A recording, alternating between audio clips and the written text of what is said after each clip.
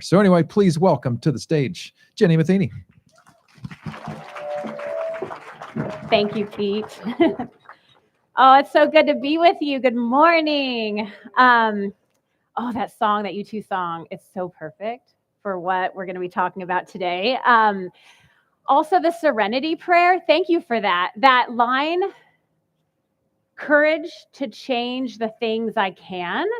This woman, Abigail, will talk about courageous, right? So I'm hoping that today's talk will be deeply encouraging. And as Pete mentioned, our family came to Crosswalk in one of the lowest wilderness periods of our entire life. We had been planting a church. We ended up having to close that church. We had no jobs. Like, are we ever going to do ministry again? Like, we have no idea what is next. And Crosswalk became this unexpected moment of beauty for us. So I just want you to know this community has such a special place in my heart. Like, I will take you out if you say bad things. No. But you know what I mean? Like one of those places where it's just like, these are our people. So thank you, Pete and Lynn and Dar and everyone here at Crosswalk who has just journeyed with us through a very difficult time in the wilderness. Okay, make sure I do this. So anyways, as you can tell, was praying about what to teach on, the image and metaphor of wilderness kept popping up.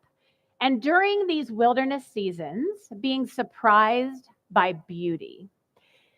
So the image of wilderness is all over the Old Testament. And I'll talk about the people of Israel, but when I refer to them, it's ancient Israel. It's not modern day in the sense of having, a military and all the stuff going on. This is the early days, way in the beginning of the Bible, when God calls out a people to be a blessing to the world. So we're going to be talking about one of the very early stories in our Bibles from today. And your text will be in your bulletin as well. So Israel is rescued from Egypt in the wilderness in the book of Exodus. And then they're going to rescued from Egypt, and then they're going to spend like decades in the wilderness. And during this time, they're formed as the people of God before they enter the next stage in the promised land. And this image of wilderness is one that ancient writers have used to describe our journeys, the landscapes of our lives. So not only do mountains take on rugged significance, right? Wilderness does as well. Sometimes you say, I'm in a desert or a valley. There's these liminal spaces. In Latin, liminal comes from the word limen, meaning threshold. So I want to think about wilderness as a threshold. It's this in-between space where you're going from one situation to another. And it's a great metaphor for lots of seasons of our lives. There's threshold moments in life where nothing is happening if you're in a long waiting season, but everything is about to happen.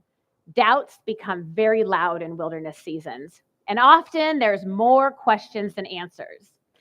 Belden Lane writes in this great book, The Solace of Fierce Landscapes, he writes, fierce landscapes remind us, like wilderness periods, what we long for and what we fear are both already within us.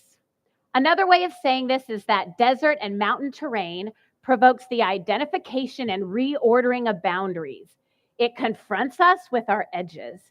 In desert and mountain wilderness, people discover liminal spaces and places, suggesting these are thresholds between where they've been and where they're going.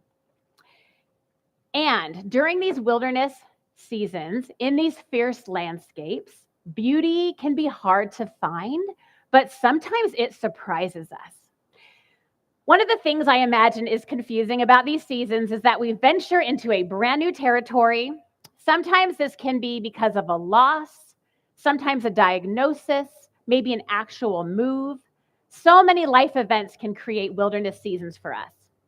And one of the crazy things about these times is that we don't have a roadmap to get through them, right? Especially in an extended waiting season. Have you ever been on a journey, thought you knew where you were, and then you realize, I have no idea where I am? I have a short story. There was a 5K we ran, not yesterday, 5K Rosé. Yeah, Tiffany, my sister-in-law is there. We did that one, which is a fun one. They actually give you rosé wine during the run. I'm like, I would throw up.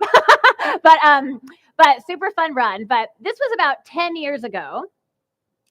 My personality is often over prepared for things. It's the gift of anxiety, I guess. So for some reason, whatever reason, I decided to not prepare for this 5K run. It was in Newberg, Oregon, a little town near us. And my husband and I thought, oh, we'll be fine. A small town, it's kind of around the library. I don't need to check the maps. Well, somewhere along the route, we totally lost ourselves. No humans are in sight. I thought, I don't even know what streets we're running down, what is happening. We were just felt very, very lost. And then we thought, okay, so the library is sort of that direction. Let's sort of run, and try to find the end of the race. And for some reason, we just came in the opposite. Like we were coming into the finish line the wrong way, like high-fiving everyone. It was super awkward. I realized that's another metaphor for my life. Always a bit of a middle school kid. But anyways, ran the opposite way, felt totally weird losing our way. But sometimes we feel most alone when we feel lost, right? In these wilderness seasons.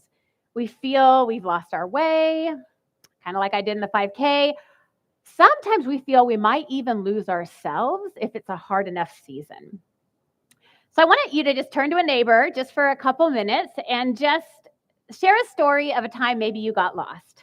We'll just take a couple of minutes quickly with your neighbor. Time you got lost or maybe lost your car in a parking lot. That is like a Tuesday at Target for me, like every week. But yeah, we'll just take a minute and share just a quick story when you get lost, and then I'll bring us back together. Yeah.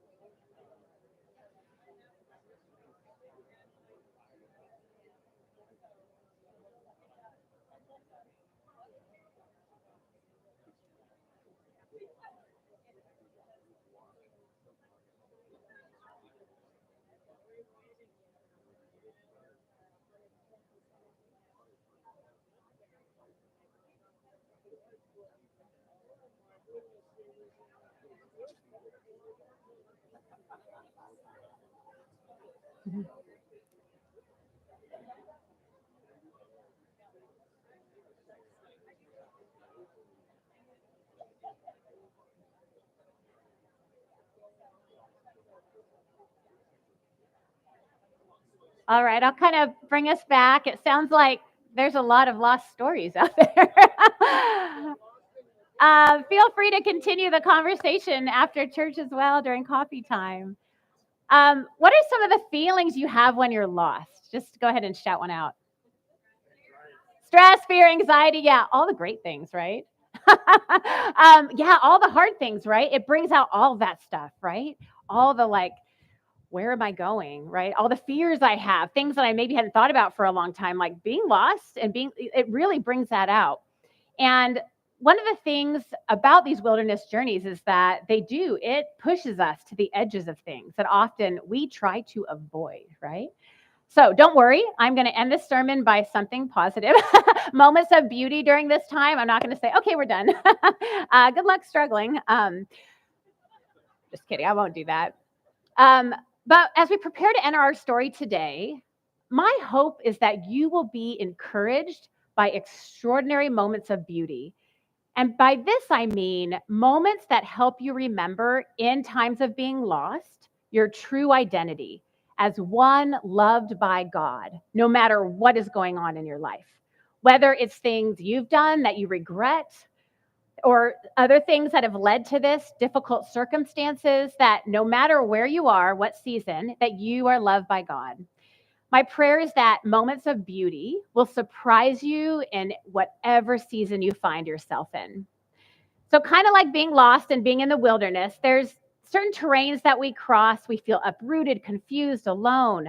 Like you mentioned, there's fear in unknown spaces. Another thing I want to bring out through this talk today is that your wilderness journeys are not done alone. but they are unique because you're unique. And also in wilderness journeys, there are surprise places of beauty and growth and deeper trust in God. So there are beautiful things that come from these times. And just as a sidebar, in my wilderness times, they have deeply prepared me for what's next. Was it easy going through? No. If somebody's in a waiting period, we just sit, right? You're not alone in it, but it's going to be all right? We're going to do it together. So the story I'm going to center on today is found in 1 Samuel 25. David, who will later become a future king of Israel, he is not quite there yet at this point in our story, and he will literally and metaphorically be living in a wilderness. So a little background on Dave. He's chosen and anointed to be Israel's king. Small catch, Israel already had a king, King Saul, who is this deeply conflicted character. David's actually close to Saul in the beginning and ends up becoming best friends with his son Jonathan. You already see the triangle of complexity, right? David, you may recall, and if you don't, that's fine, but he's champion and triumphant over this huge giant Goliath early on in his story. And he has this little 5 stones in a slingshot, and he, boop, gets the giant. So David's like, has these amazing background stories. He also won Israel's Got Talent contest. He became a musician in Saul's court when Saul was king, and Saul would battle dark and depressive moods, have angry thoughts, and David would play music. So he ends up one of Saul's comforters. And if you've ever journeyed with somebody that deals with dark, depressive moods, you become quite close and get to know like beautiful and difficult sides of people, right? The things that make us human. So again, all of this is before David was king. And he is anointed to be king, but there's this hostile transitionary period between Saul and David. Saul ends up becoming one that wants to actually kill David. So these years of in between are known as the wilderness years. And Saul and his Jonathan often represent two responses to power. Saul gets mad, jealous, he grasps things, destroys things, refuses to listen to God. And then we have Jonathan, who actually should have been next in line for the throne, but he sees God's hand in David's life and rejects his family ties to protect David. So even in the midst of selfish and destructive power moves on behalf of Saul, there's these stories of unexpected self-sacrifice for a friend.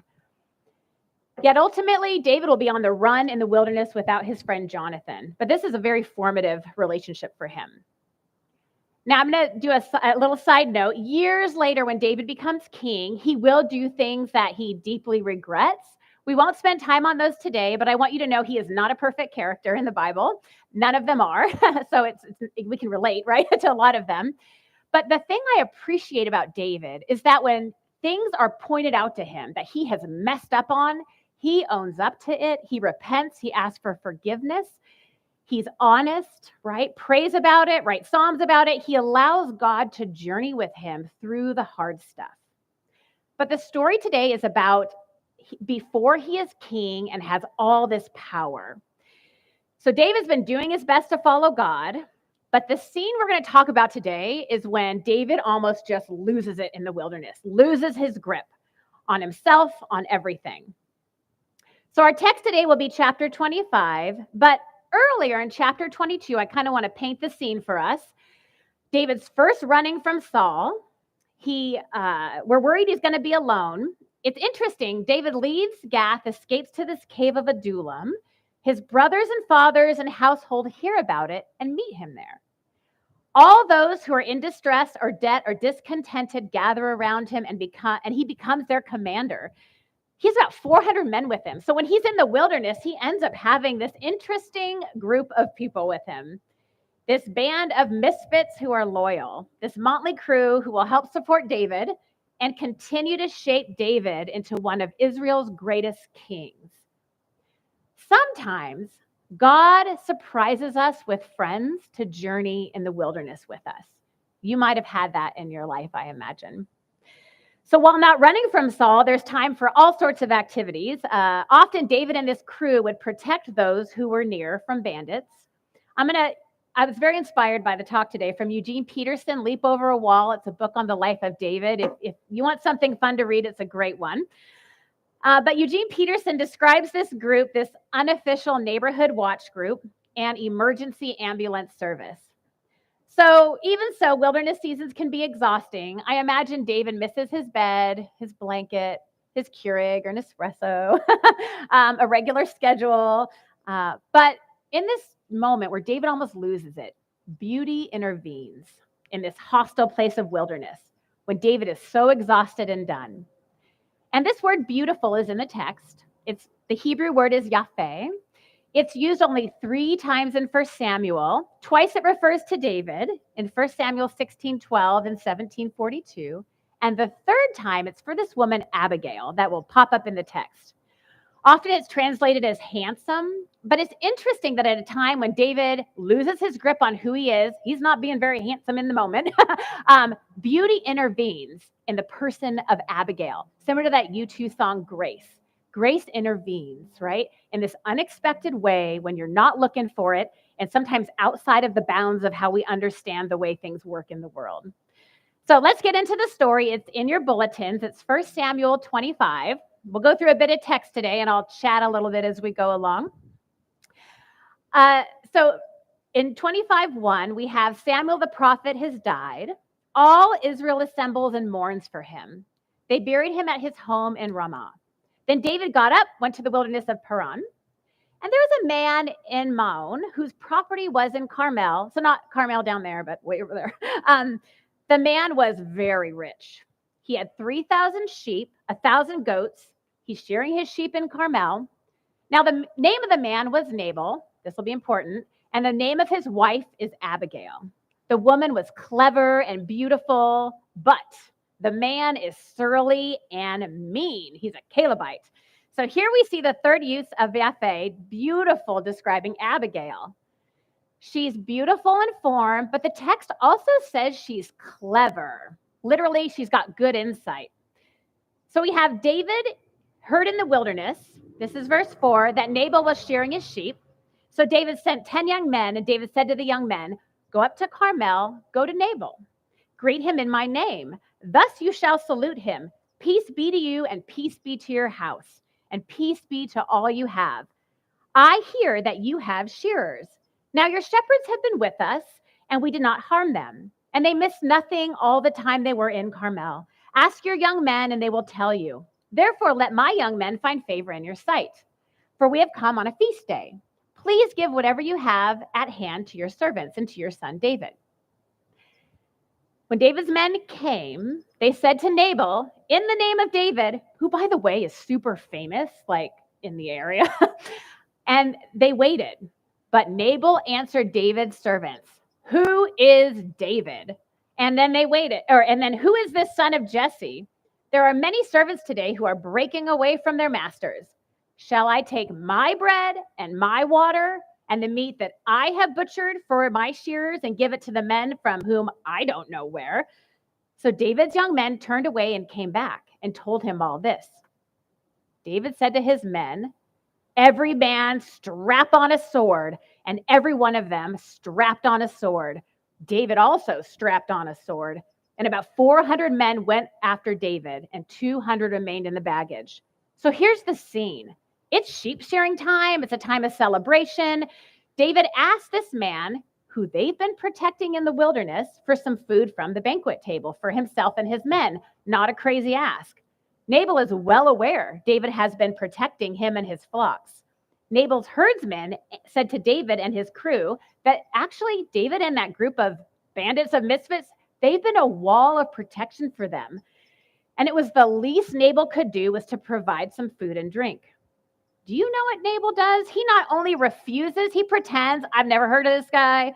And this is the last straw for David in the wilderness, right? He forgets who he is and he's enraged and he's set on killing Nabal and all the men.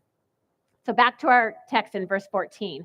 But one of the young men told Abigail, Nabal's wife, David sent messengers out of the wilderness to salute our master, and he shouted insults at them. Yet the men were very good to us. We suffered no harm. We never missed anything when we were in the fields as long as we were with them. They were a wall to us day and night, all the while we were keeping the sheep. Now, therefore, know this and consider what you should do, Abigail. For evil has been decided against our master in the house. He is so ill-natured, no one can speak to this Nabal, right? Then Abigail hurried. She took 200 loaves, 2 skins of wine, 5 sheep ready dressed, 5 measures of parched grain, 100 clusters of raisins, 200 cakes of figs, 50 Starbucks gift cards, 20 dozen model bakery English muffins. You know it's getting serious. 48 cases of Napa Valley Cabernet Sauvignon. Okay, I might have embellished a little. But this woman is clever and acts. She loads up the donkeys, and then verse 9 says to her young men, go ahead of me, I am coming after you. But she did not tell her husband Nabal. As she rode on the donkey and came down under the cover of mountain, David and his men came down toward her, and she met them. Now David had said, surely it was in vain that I protected all that this fellow has in the wilderness, so that nothing was missed of all that belonged to him. But he has returned me evil for good. God do so to David, and also if by morning I leave so much as one male of all who belong to him. So all the men here in the Hebrew, here's a fun tidbit, it literally says all that urinate at the wall. So in the King James Version, if you look, it says all that pisseth at the wall. This is a Hebrew euphemism that basically means all the men, right? I thought you'd appreciate that tidbit. This is why you go to seminary. So when Abigail saw David, she hurried and dismounted from the donkey, fell face down before David, bowing to the ground, fell at his feet and said, upon me alone, my Lord, so she'll speak in a lot of deference here, be the guilt. Please let your servant speak in your ears and all the words of your servant. My Lord, do not take seriously this ill-natured fellow Nabal. She doesn't even say it's her husband. Fellow. For as his name is, so he is. Nabal is his name, and folly is with him. But I, your servant, do not see the young men of my Lord, whom you sent. I did not see them. His name, Nabal, literally means fool. Verse 26. Now then, my Lord David, as the Lord lives, and as you yourself live, since the Lord has restrained you from blood guilt and from taking vengeance with your own hand, now let your enemies and those who seek to do evil to my Lord be like Nabal. And now let this present that your servant has brought to my Lord be given to the young men who follow my Lord David. Please forgive the trespass of your servant, for the Lord will certainly make my Lord David a sure house, because my Lord is fighting the battles of the Lord, and evil shall not be found in you as long as you live. If anyone rise up to pursue you and to seek your life, the life of my Lord shall be bound in the bundle of the living under the care of the Lord your God. But your enemies he shall sling out as from the hollow of a sling. These words of Abigail, this poetry, reminds David about God's hand in his life.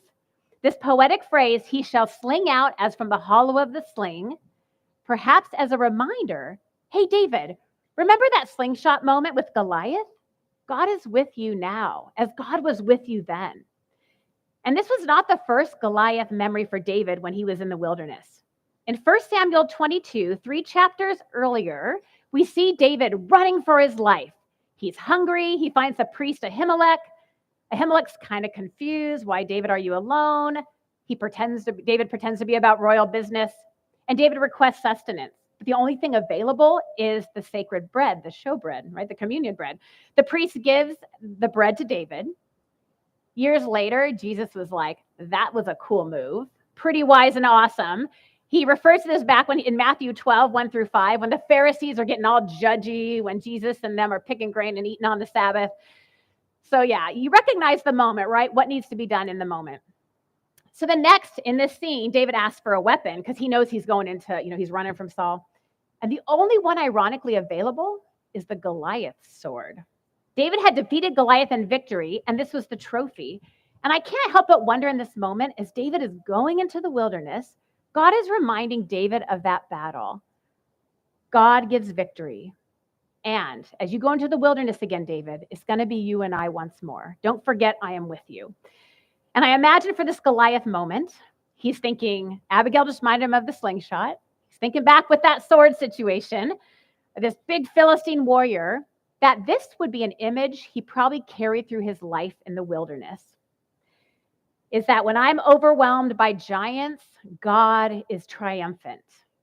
And maybe for you, you have some Goliath moments in your past, encouraging moments that point back to a time when God was present and came through for you. So when you're feeling like you're losing your grip, like David, maybe it reminds you that you're not alone, that God is with you. So we'll return to verse 30. When the Lord has done to my Lord all the good he has spoken concerning you and has appointed you prince over Israel, Abigail continues, my Lord shall have no cause of grief or pangs of conscience for having shed blood without cause or for having saved himself. And when the Lord has dealt with my Lord, then remember your servant. Basically, Abigail is saying, oh man, this fool is not worth losing it over. David listens to her. This moment of beauty stops him dead in his tracks. And he says, blessed be the Lord, the God of Israel, who sent you to meet me today. Blessed be your good sense. Blessed be you who kept me today from blood guilt and avenging myself by my own hand. I could just imagine David loosening his grip on the sword. For as surely as the Lord, the God of Israel, lives, who has restrained me from hurting you, unless you had hurried to meet me, truly by morning, there would not have been one left to Nabal so much as one male. I can't help but think, but clean walls, Abigail. No, just kidding. Bad joke. Then David received from her hand what she had brought him, especially the model bakery English muffin, toasted, butter, jam. Go to your house in peace. See, he says, I have heeded your voice and I have granted your petition. So beauty in the form of this woman, Abigail, stops David from a low and regrettable moment in the wilderness. Beauty reminds David who he is, and David listens and heeds. I remember a moment of beauty that stopped me in my tracks. I was exhausted. It was year 7, I think, of a church plant in Oregon, and we loved this church. But at this moment, I was feeling just done. I helped a lot with children's ministry, and they were such bright lights in my life. I just love those kids. But the stress of the previous year, for various reasons, had just got me to a place of exhaustion. And this little girl scooted up next to me in church. She was around 8, and she's one of those little sweet things that had a really hard start in life, and this beautiful family adopted her. And I'm sitting there, I'm all like grumpy on the inside. Have you ever been there? And on the outside, I'm like, Pastor Weiss smile. And inside, I'm like, ugh, I'm sure none of you can relate. And she writes on my church bulletin, I love Sam's mom. Sam's my son. And that moment of beauty just stopped me dead. Even now, I get teary-eyed thinking of that moment.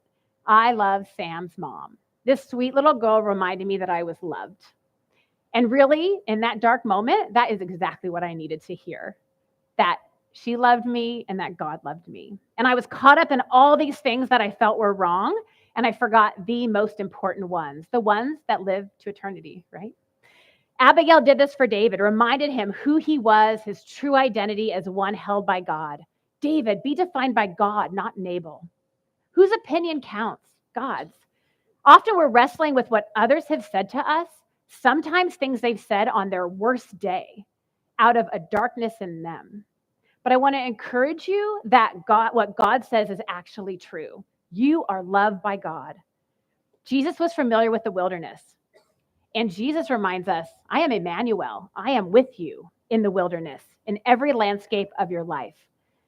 And for David, Abigail reminds David, keep growing in the wilderness to become more beautiful through this hard time, to enlarge the inner landscape and to not diminish out of fear and anger.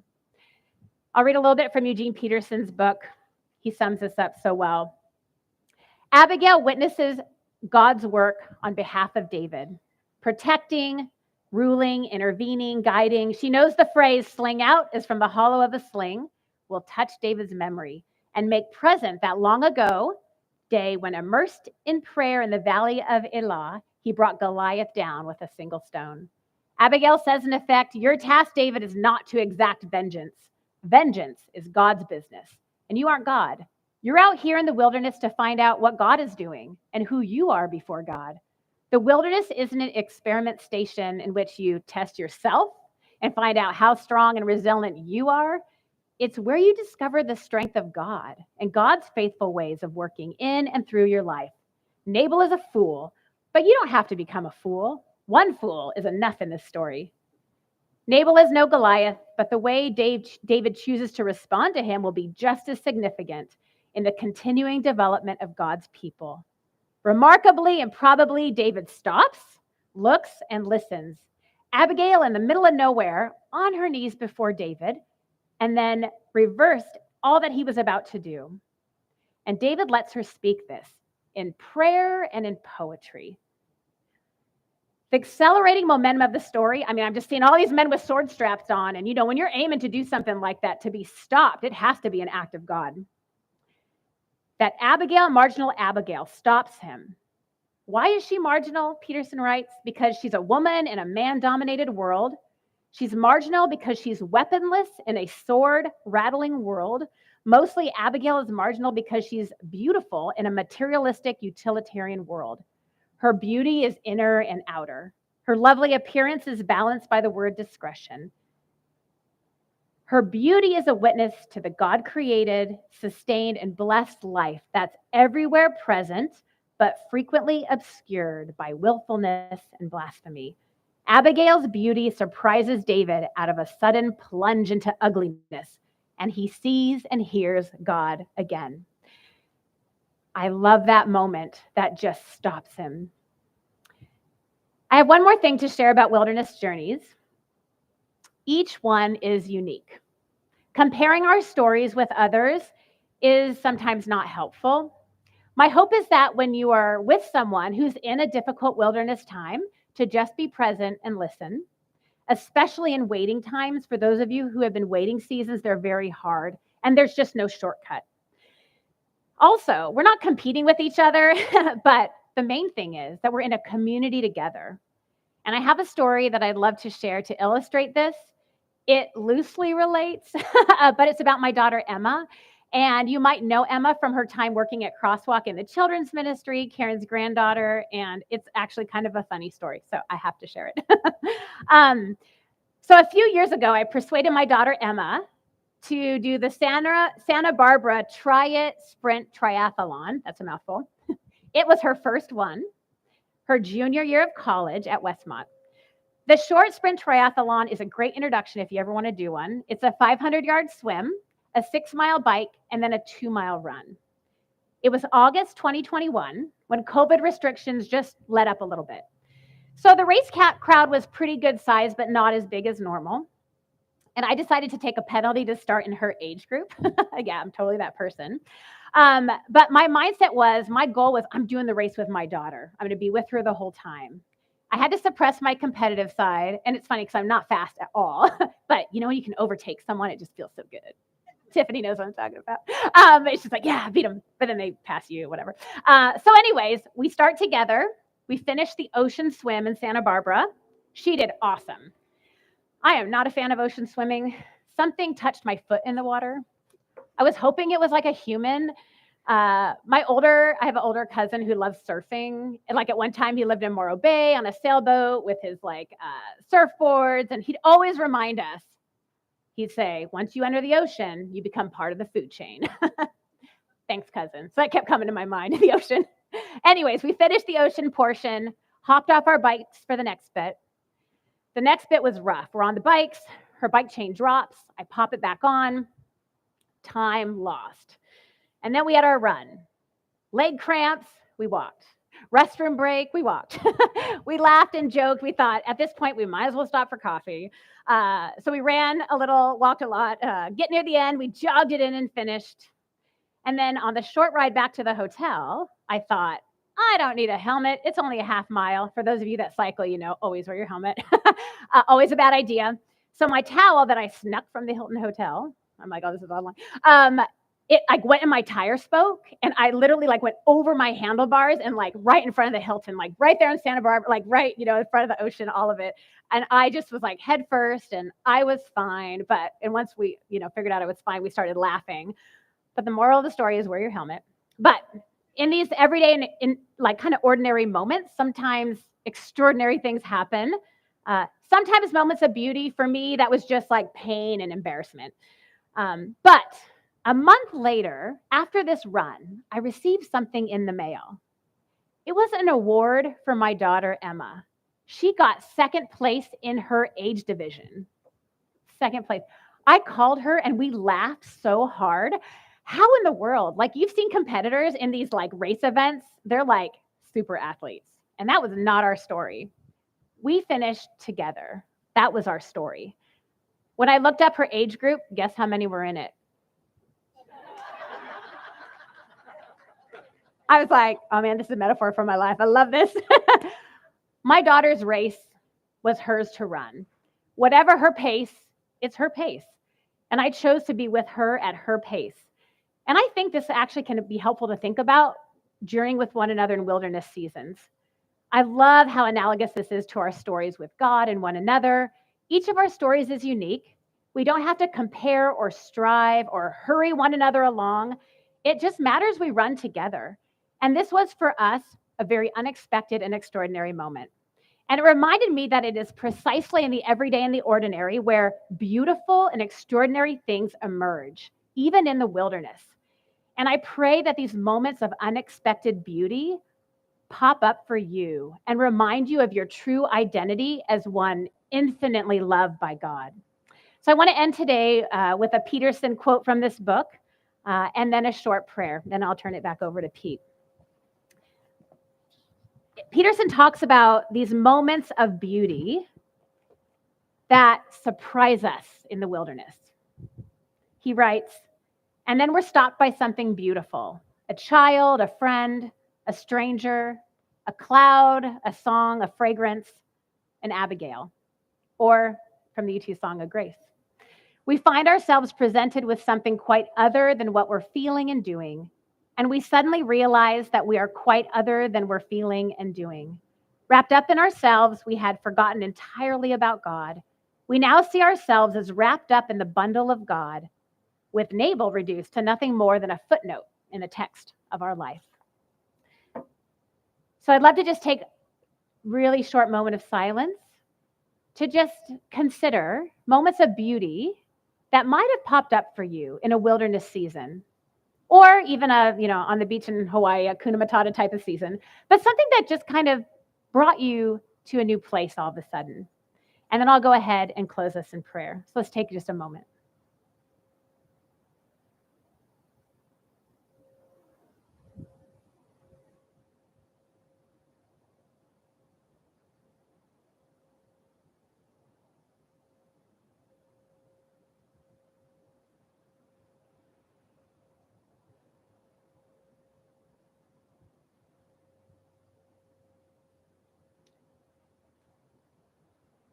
Almighty God, thank you for moments of beauty. Odd friends that come along, like David's group in the wilderness, fragrances, paintings, art, songs, things that remind us of our Goliath moments, remind us who you are, remind us that we're seen. It's not just our illness or just our circumstance. Thank you for these moments that have met us right when we needed it. Help us to follow you, releasing expectations, to trust your leading in the very real and unexpected moments of beauty in our lives, knowing we are deeply loved with your extraordinary love. Continue to remind us of past moments of beauty throughout the week. And for those in a wilderness season right now, Lord, I ask that you surprise them with something both ordinary yet extraordinary. Thank you for loving us and for always being with us. In Jesus' name, amen. Oh, thank you, Pete. Good job. Oh, thank you. Well, that concludes our service today. We're so glad you came out. Wasn't it just a beautiful morning out here? This is what we live for on the summer. So thank you for being here. If you want to help take care of the tables and chairs, I deeply appreciate it. The racks are over there. It should only take about 5 or 7 minutes. And board meeting, our monthly board meetings in my office. shortly. So join us for that, and we'll see you next week. Thanks for coming.